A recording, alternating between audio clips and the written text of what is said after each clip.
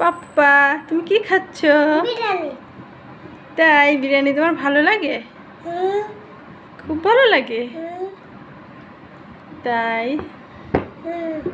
এতগুলা ভাত তুমি সব খাইতে পারবা? খাইতে পারবা? তুমি একা খাবা? আম্মুকে দেবে না? কেন দেবে না? এমনি এমন পচা কথা বলতে হয়? ভালো ছেলেরা কেমন পচা কথা বলে? হ্যাঁ, তুমি না গুড বয়? তুমি না গুড বয়?